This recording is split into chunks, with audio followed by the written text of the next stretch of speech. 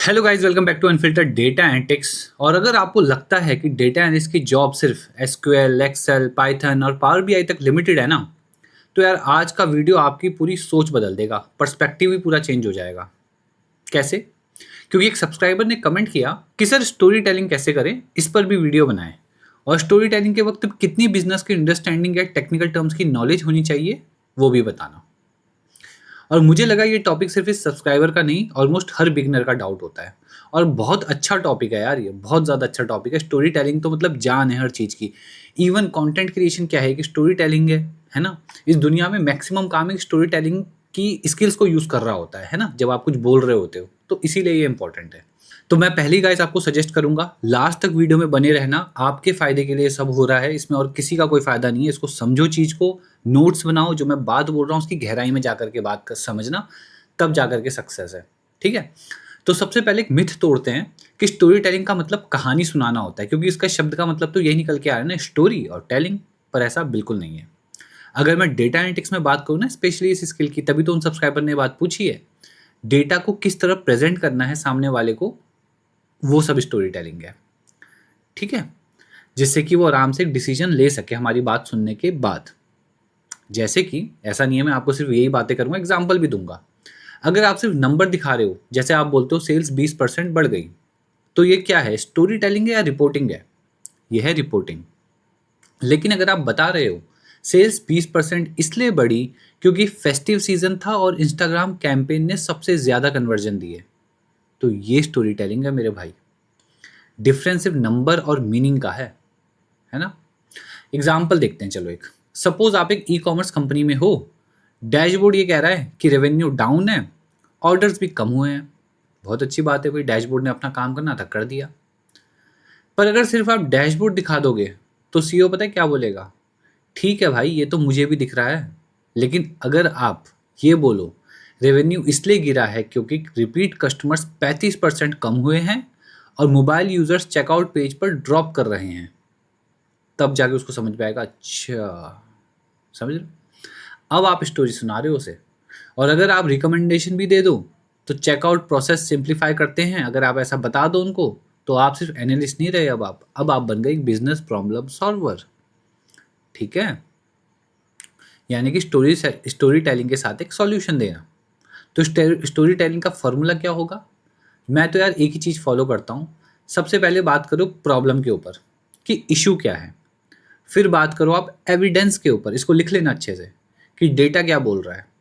फिर बात करो रीज़न के ऊपर कि ऐसा हुआ क्यों।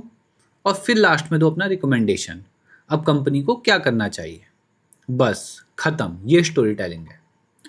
बट अब थोड़ा सा आगे बढ़ते हैं। अब सोचते ये हैं कि इसको इम्प्रूव कैसे करें। देखो यार, सबसे पहली चीज़ है हर चार्ट को एक्सप्लेन करना सीखो पहले तो।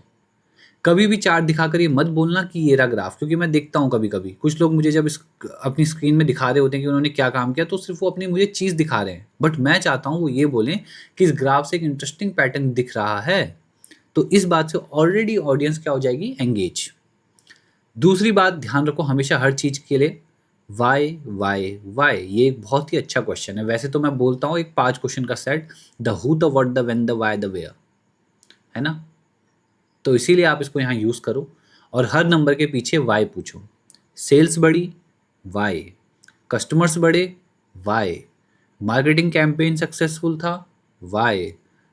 टारगेट ऑडियंस सही थी, यही एनालिसिस है ना। अब बात करते हैं तीसरी चीज़ हम क्या कर सकते हैं अपनी स्टोरी टेलिंग के लिए। लैंग्वेज को हमेशा सिंपल करो। ठीक है। सिंपल लैंग्वेज ही समझ आ रही होती है सामने वाले को। अब बिगनर्स क्या करते हैं, सबसे बड़ी गलती, उन्हें लगता है कि भाई डिफिकल्ट इंग्लिश बोल देंगे तो इंटेलिजेंट कहलाएंगे। पर ऐसा है बिल्कुल नहीं।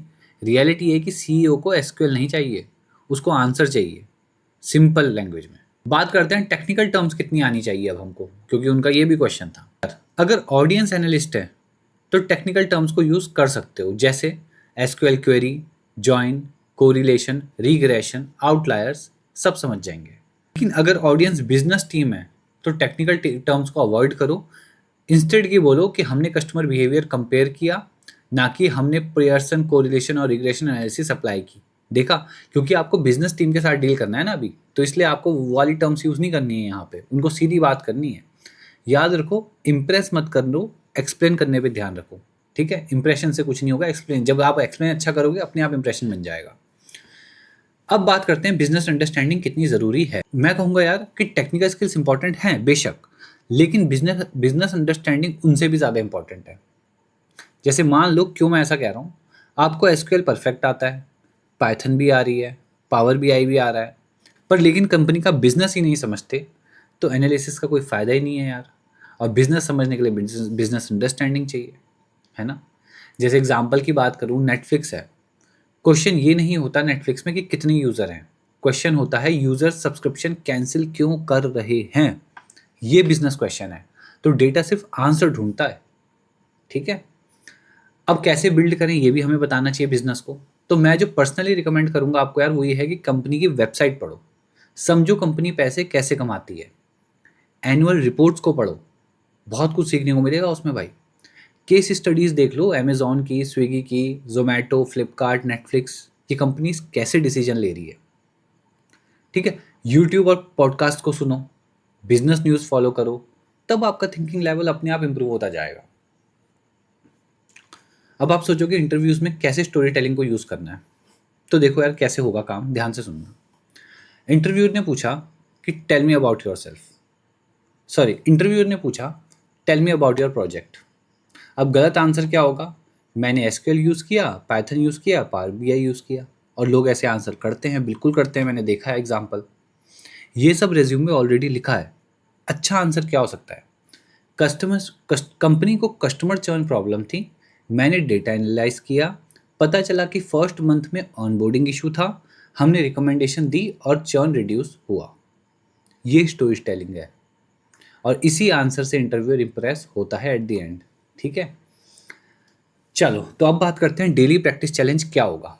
तो देखो यार, गेम ये है, रोज़ आपको एक डैशबोर्ड खोलना है और खुद से ये पूछना है क्या हो रहा है, क्यों हो रहा है, इसका इम्पैक्ट क्या आएगा, और मैं होता तो क्या रिकमेंड करता। 30 दिन तक मेरे भाई बस ये एक्सरसाइज करके देखो, और अगर आपकी स्टोरी टेलिंग इंप्रूव नहीं हुई ना अपने आप, तो मैं ये वीडियो डिलीट कर दूंगा। और बताओ, 30 डेज करो, उसके बाद आके कमेंट करना, ठीक है। तो अब याद रखो, कंपनीज एनालिस्ट को डैशबोर्ड बनाने के लिए हायर नहीं करती, कंपनीज एनालिस्ट को डिसीजन लेने में हेल्प करने के लिए हायर करती है। और डिसीजन तभी पॉसिबल है जब आप डेटा को स्टोरी में कन्वर्ट कर पाओ। तो इसलिए एसक्यूएल, एक्सेल और पाइथन के साथ साथ कम्युनिकेशन, स्टोरी टेलिंग की भी प्रैक्टिस करो। यही स्किल आपको एवरेज एनालिस्ट से आउटस्टैंडिंग बना देगी, याद रखना। और अगर इसकी और अच्छी प्रैक्टिस करना चाहते हो, मेरे साथ करना चाहते हो, तो मैं यहाँ पे आपको प्लेलिस्ट शेयर कर रहा हूँ, इसलिए ताकि आप भी देख पाओ कि कम्युनिकेशन प्रोग्राम में किस तरीके से लोगों को सक्सेस मिली। आप नीचे दी गई ईमेल आईडी पे मुझसे कांटेक्ट कर सकते हैं। और 1 अगस्त से, जैसा कि मैंने बोला था कि ये कम्युनिकेशन प्रोग्राम आज से स्टार्ट होएगा, तो जेन्युइनली आज से क्लासेस स्टार्ट हो रही हैं, तो जल्दी आप ज्वाइन कर सकते हो।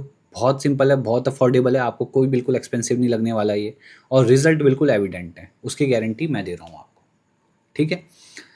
तो यार, आई होप आपको ये वीडियो से हेल्प मिली होगी। और कोई भी अगर और भी डाउट होगा, ऐसे कोई भी, देखो बहुत अच्छा क्वेश्चन था स्टोरी टेलिंग वाला, और भी कोई डाउट्स रहते हैं कमेंट में मेंशन करो, मैं डेफिनेटली पिक कर रहा हूँ हर किसी के कमेंट, ठीक है। किसी का कमेंट हो सकता है थोड़ा पीछे भी चला गया हो, 6 दिन 5 दिन, डरना मत। मैंने एक्चुअली, पता है, आप देखो, जिसके कमेंट का मैं रिप्लाई नहीं कर रहा होता ना, वो कमेंट मेरे डैशबोर्ड में अलग से पॉपअप रहता है, मैं इसलिए उसको नहीं रिप्लाई करता, क्योंकि मुझे उसको पिक करके आंसर करना है। अब आप देखोगे वीडियो अपलोड होने के बाद मैं इस पर्टिकुलर कमेंट का जाकर के रिप्लाई करूँगा, तो इसलिए ऐसा मत सोचना कि मैं आपकी चीज़ों को देख नहीं रहा हूँ, ठीक है। तो thank you so much for joining. Video को लाइक कर देना यार, एक छोटा सा एम है आपके लिए, आपको दे रहा हूँ, है ना, एक जेन्युइन इंसान की तरह, पोलाइट पर्सन की तरह लाइक करना वीडियो को। चैनल पे नए हो तो सब्सक्राइब करना। मिलते हैं जल्दी कल, बाय।